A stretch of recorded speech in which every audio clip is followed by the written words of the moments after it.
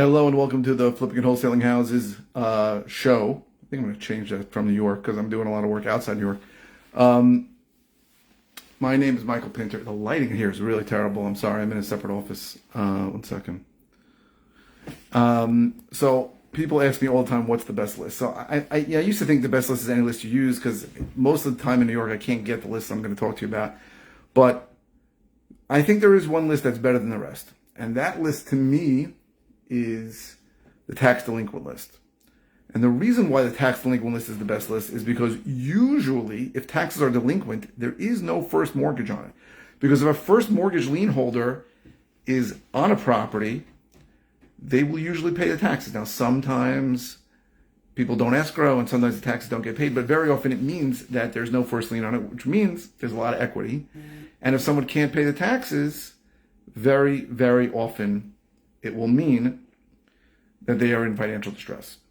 So I cannot really get tax delinquent lists on a regular basis in New York. I can get it once a year in Nassau County. And you've got to understand, the list is not perfect. It doesn't mean everybody on that list is going to sell to you. Most people aren't. It doesn't even mean most people are delinquent on taxes. Sometimes it means that, like, a lender, I'll tell you what happens. It happens a lot, is that there are multiple lots on one parcel. So I just sold the property, 14 West Clinton Avenue. There were two tax bills for that. There was 14 West Clinton and a little strip of like 8 feet of property on the side. So what will happen very often is that somebody will buy the property, they'll start paying the taxes with their mortgage, and the mortgage company won't find that second little lot or that second bill and pay it. So it'll show up as a tax delinquent, but really it's just an oversight. So it's important to understand the list. No list is perfect, certainly not a tax delinquent list, but the tax delinquent list, if you can get one, I think is the number one list to market to, especially when you combine it with other things like if the property's vacant, that's really good. And the main reason is because it's the only list that somehow indicates what the equity is. Now you may say, well, I can buy a list and just filter for equity. Most of the time when a list provider tells you how much equity, which means how much money the owner owes over and above what they owe, right? So, for example, if I have a property and it's worth $400,000 and I have a $200,000 loan, I have $200,000 in equity. But with a lot of the lists, it's a guess, right? It's a guess what the value is. They're not always right, and it's a guess what they owe, which is very often not right, especially if somebody hasn't paid the mortgage. Because if they haven't paid the mortgage, the balance will be up, and if they have paid down the mortgage, it'll be down. It's an estimate. It's a guesstimate. So there are people that only filter for equity. They'll just send anybody with a high equity list. Anybody who's got more than 60% equity, 70% equity, they'll send them marketing to. I don't, but it may be something to think about for the future.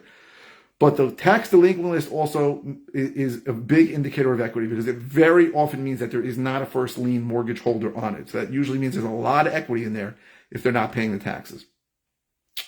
Tomorrow we're going to talk about the second best list, which also a lot of people don't know about. These really are lists that people don't always talk about.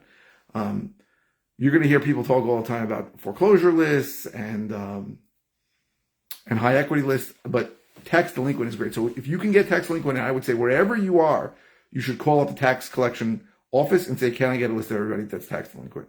And sometimes they charge you like $20. Sometimes they give it to you for free. Sometimes it's even available online. So I think that is the best list. So I hope this was helpful. If you're interested in the many ways I can help you, send me a comment. And please ask me questions. Any question you have, I'm happy to answer. I'm sort of revamping my coaching right now. I'm looking for students. I have a few that I'm actively helping, but I'm also looking to pick up a few more. And my price went up a lot.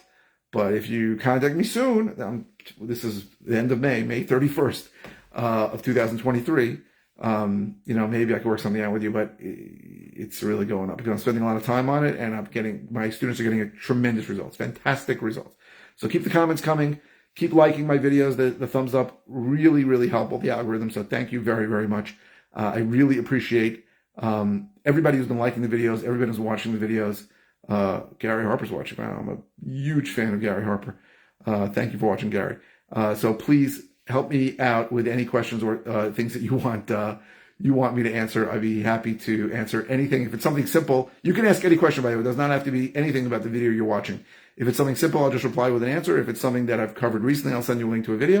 And if it's something I haven't covered in a long time or I haven't covered ever, I will do a brand new video on it. So thank you very, very much for watching.